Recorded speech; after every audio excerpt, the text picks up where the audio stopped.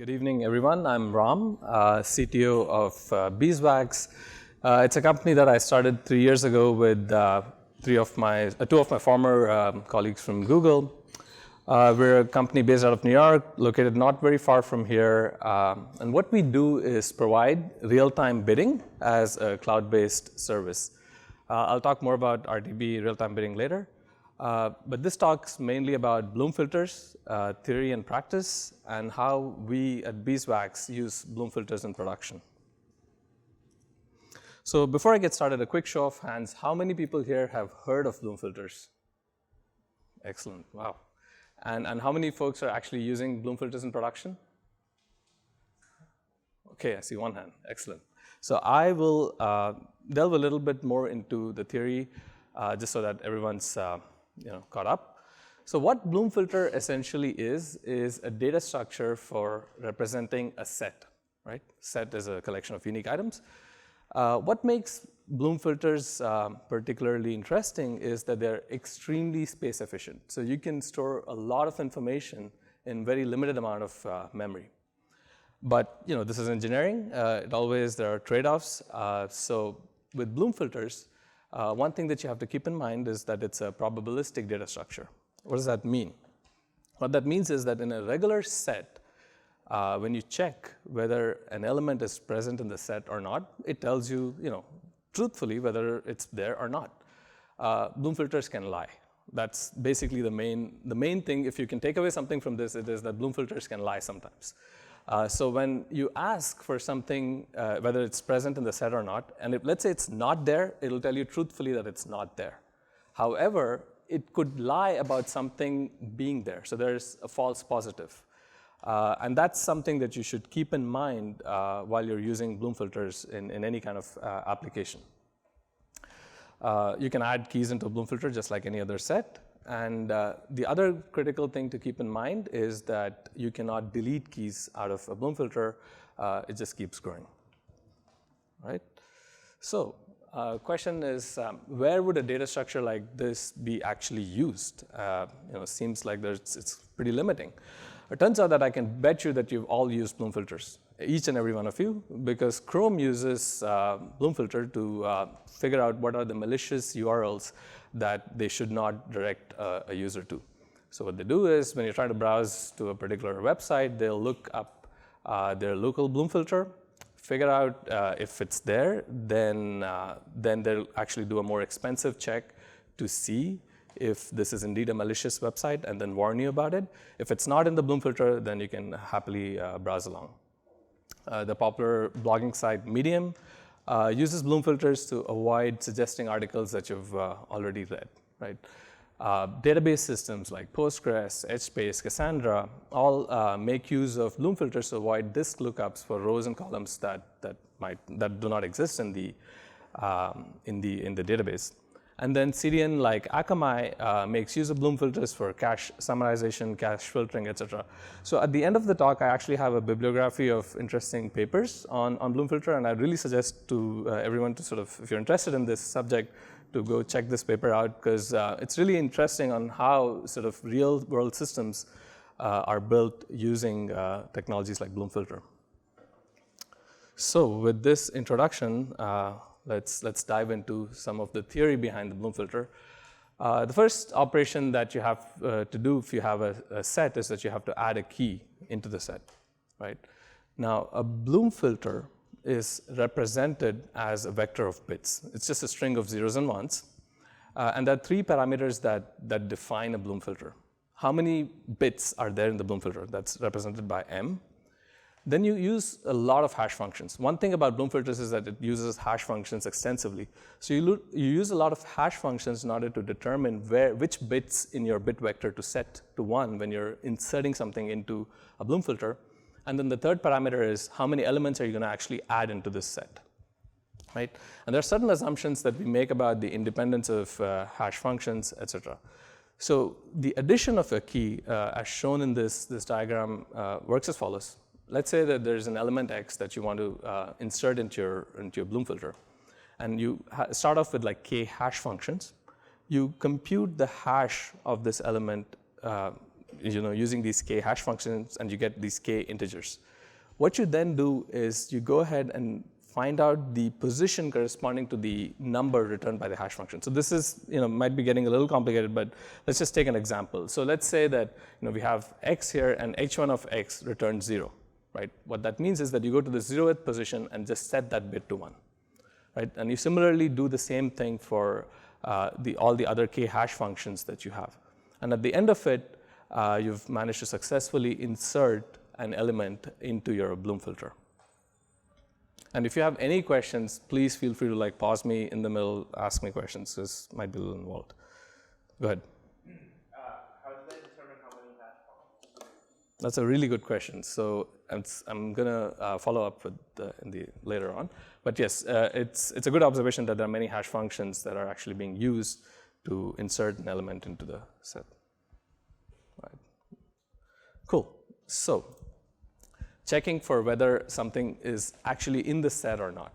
So isMember works pretty much similar to how the add key function works. It's going to go ahead and compute these k hash values and then check if those positions are already set to 1. Now, as you can see, isMember will return false even if one of those bits that it's looking for is not set. So you can see that if a bit is not set, then you can, with certainty, absolute certainty, say that a member is not present in the set. However, if all the bits are actually set, then you're not really sure whether the element is in the set or not because of hash collisions. Because it's possible that you have two values, A and B, and you have these k different hash functions, and all of them hash to the same set of values, in which case you're going to have the same set of bits being set to 1. So that's the sort of the key thing, again, you should keep in mind with Bloom filters, that you could have false positives. Bloom filter can lie, right? And this is sort of like the intuition behind it. This slide has a ton of math in it, apologize, but really the key takeaway are sort of this equation right here, which answers your question, which is how many hash functions should I use when I'm designing a Bloom filter? And it turns out that there is an optimal number. Right? If you know how many elements you're going to add into your set, let's take the example of Chrome, for example. Right? If Chrome has a list of malicious URLs, and if they know how many URLs that they want to insert into the set, they know that. And let's say they have a limit on how big they want this Bloom filter to be. With these two parameters as your design criteria, you can use this equation to compute the number of hashes you need in order to have an optimal performance. Optimal in the sense that it will have the minimal false positive rate for those given parameters. Clear? And also, the other thing that falls out of this is the likelihood of false positive is a function of the number of bits that you use to represent a key. And it's an exponential function where the base is less than 1. So what that basically means is that intuitively, if you use more bits to represent an element in the set, your false positive rates are going to go down, which is satisfying. So here's what the graph in the previous slide looks like. As you can see, if you increase the number of bits that you're using to represent an element in the set, your likelihood of false positive goes down. So basically, it's a trade-off. If you are willing to use more memory to represent your Bloom filter, your false positive rates will go down. Right? And you can see that it's extremely space efficient. So if you use 10 bits to represent an element, you get only 1% of false positives. And let's say you increase it to 2 bytes, 16 bits, let's say, the false positive rates drop below 0.1%. And this is very, very powerful because now you can imagine storing all kinds of information and you're just using 2 bytes per key and your false positive rates are less than a fraction of a percent. Fortunately, all the math that I showed in the previous slide, you don't need to be aware of that. There's a helpful calculator online. You can just go and plug in your design parameters, how big a Bloom filter you want to build, how many bits you want to store, and it'll tell you, pop out everything that you need to know. So that's power to the internet, yeah. Okay, so some more theory, since I was told this is code driven. So as you pointed out, we have to use a lot of hash functions in order to sort of insert an element into a Bloom filter. Turns out that there is some mathematical theory that I'll not go into, which proves that you really don't need k or any n number of hash functions. You can do with only 2 hash functions. And this is a pretty interesting result that was proved 10 years ago. And the intuition behind that is that if you have 2 hash functions, you can use linear combinations of those 2 hash functions to come up with a whole family of hash functions. What this means in practice is that you can significantly reduce the computational overhead of trying to add an element into the Bloom filter or check for membership. Instead of doing these k or whatever, 10 different hash operations, you can just do 2 of them and then just sort of combine them using simple math, multiplication and addition to just come up with like a whole bunch of hash functions to use. So there's a dramatic reduction in the computational overhead. So that's sort of like the main takeaway from this slide. Cool. So with all this theory, let's talk about how we would use Bloom filters in practice. So really important to use a good hash function while you're building Bloom filters. One of the key properties is that the value returned by the hash function should be uniformly distributed, which pretty much all good hash functions exhibit this behavior. The size of the hash function, whether you're using 32-bit or 64-bit, the one thing that you have to be careful of is that the total size of the Bloom filter should be less than the hash size that you're using, right? We would like the computational overhead of this to be minimal. So, if you're using SHA-1 hashes, it's a total overkill for this. It's just going to eat your CPU for no good reason. Instead, I'd suggest using hash functions like murmur3, cityhash, which are non-cryptographic but perform really well for these kind of applications. So, Code Driven NYC, a slide full of code. So this is, I basically lifted the Bloom filter implementation of by Google's Guava library. It's an open source library.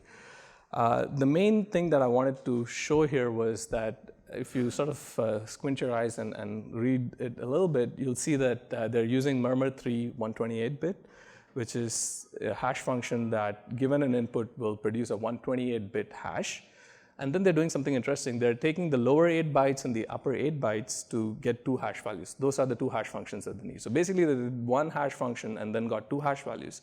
And after that, they're doing something really smart. Instead of trying to do multiplications and et cetera, they're just going through a loop and then just simply doing additional operations on the 2 hash values that they started off with, and then going ahead and setting the bits. What this results in is an extremely efficient implementation for adding elements into the hash, into a Bloom filter, and also checking for membership. And it's open source. Hooray. All right, so let's talk very quickly about stale Bloom filters. As I mentioned at the beginning, deletion of keys is not supported. So stale keys, even if they get deleted from your application, they'll still live in the Bloom filter. And presence of stale keys increases the false positive rate. Well, what do you do in that case? You could do nothing. If your application is totally resilient to an increase in, some increase in false positives, and if you're okay with it, yeah, you can just, life goes on. You can live with it. The other thing one could do is periodically rebuild these Bloom filters if you have access to the snapshot of all the keys that should go into the Bloom filter. An example of that is that if you have a database, you could imagine scanning all the rows of that database, getting the set of keys that should be in the Bloom filter, and then just building a new Bloom filter and then using that instead of the stale Bloom filter. In addition, there are other approaches that I'll not get into, where you can use primary, secondary Bloom filters to deal with staleness.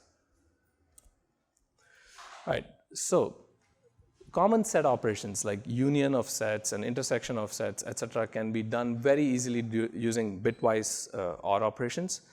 And it can be demonstrated that these operations are totally lossless as long as the 2 Bloom filters that you're trying to do a union on have been built using the same set of hash functions. So what this means in practice, again, is that it's really easy to build very large Bloom filters by just using MapReduce. So imagine if you have a really, really large set of keys and you're trying to build this massive Bloom filter, and it's going to take forever if you're doing it on a single machine. You can just split up your set into smaller equal size sets, feed them to mappers that will then go ahead and do the computation necessary to build their local Bloom filters, and then the reducers simply do bitwise OR operation to build this union Bloom filter. And this is very, very useful again in practice. So, real-time bidding. Question, yes? Sorry?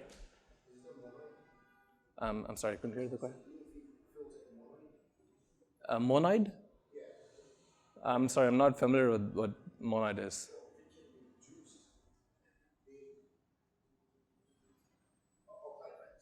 Okay. Cool. All right. So, use cases of Bloom filter in real-time bidding. Show of hands, have people heard of real-time bidding or adtech? All right, great. Oh, fantastic. I guess at a high level, for the folks who are not familiar, today these ads that are shown to you on the browsers go through a very complex process that involves multiple auctions and a lot of requests being sent back and forth. But the key takeaway is that there is a user ID that is sent in an ad request that contains some identifier about the user. And most of the bidding systems in the world that are trying to target ads make use of the profile information associated with the user in order to better target ads towards them. And usually these bidding systems are designed to operate at a really high scale, millions of queries per second, and with very, very high performance constraints where you kind of have to return a response. 99 percentile tail is, latency should be like 20 milliseconds. So it's a very demanding application to build. So turns out that most of the bidders have to do a lot of user profile lookups, like millions of them. And user profiles are usually stored in a really high performance key value store. You could use Redis. Most adtech companies use Airspike because it has pretty good properties for scaling. One of the things to keep in mind is that these user profiles are really hard to cache because it's really hard to guarantee user affinity to a server. So as requests are coming in, it's really hard to guarantee that a request for the same user needs to go to the same server at this scale. So using a Bloom filter eliminates the need to do an extra lookup and for a user that really you're not aware of, that's not present in the system. So a quick sort of run through of how we are using Bloom filters in production and how we build them. So we have a REST API that allows users to basically drop user profiles into a bucket in S3. And then we make use of EMR or managed Hadoop to take those user profile information from S3 bucket and then process that and put that into a user profile store. And while we're doing that, we're also going ahead and building the Bloom filter of all the user IDs that then gets put into another bucket in S3. And then periodically, our bidders look up this sort of data set from S3, and that's how they keep refreshing the Bloom filters at runtime. And so basically, all the theory that I discussed in the past, in the previous slides, sort of guided us in coming up with this design. And this is my final slide, a beautiful Grafana chart that shows how Bloom filters are very, very effective. So we have a Bloom filter that stores about 1 billion user IDs. A user ID is a pretty big string. And we sort of tuned it. We were roughly OK with like a 20% false positive rate. And we just needed like a 400 megabyte file that gets written into S3 periodically that our bidders just refresh to sort of reduce the load on our key value store. So that concludes my talk. There's a bibliography, as I promised. There are 2 papers. That's all I would suggest going and reading if you're interested in this. And thank you. Questions?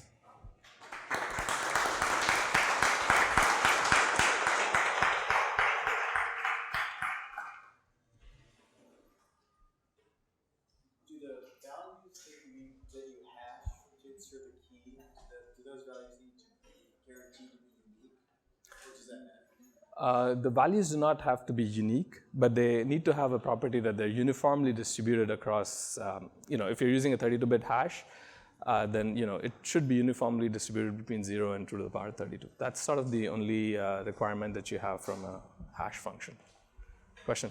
Empirically, from what you've seen, you said you had 1 million profile IDs in your Bloom filter. Yeah. How long does it take you to rebuild that? That's a good question. So as I said, we make use of MapReduce in order to build this. So it's really up to us. I mean, we can throw as much compute at it as we want to just scale it out. So if we have 1 billion user IDs, depending on, we use Spot instances on AWS, for example. So we could throw 100 machines or 200 machines to just crunch through all those profiles. Eventually, the data is going to be received by a single node, so you're going to hit some kind of intersector at some point. I'm curious, what have you actually seen from? I mean, I'd say that it takes, empirically, I would say with like 20 machines, M4, 2x large, standard compute-intensive machines on AWS, takes roughly like 45 minutes, 30 to 45 minutes to crunch through those. You're right, the limiting thing becomes the I/O. How quickly can you read these profiles from either S3 or somewhere else? It's not really the compute. But the thing is that you have this optionality of throwing more machines and increasing the bandwidth into your application to build this. Isn't the Bloom filter hosted on a single instance, though, at the end of the day? The reducer is, which is, the mappers could be spread out in parallel that are doing this computation to build the Bloom filter, and then they're just sending the data to the reducer. That data is very easily compressible because it's just a bit vector with zeros and ones. So you get it at the reducer that builds the actual Bloom filter. And that Bloom filter, as I mentioned in our production, is just 400 megabytes, which can easily fit into memory on any reasonable size machine. Cool. All right. Thank you. Thank you very much, Ram.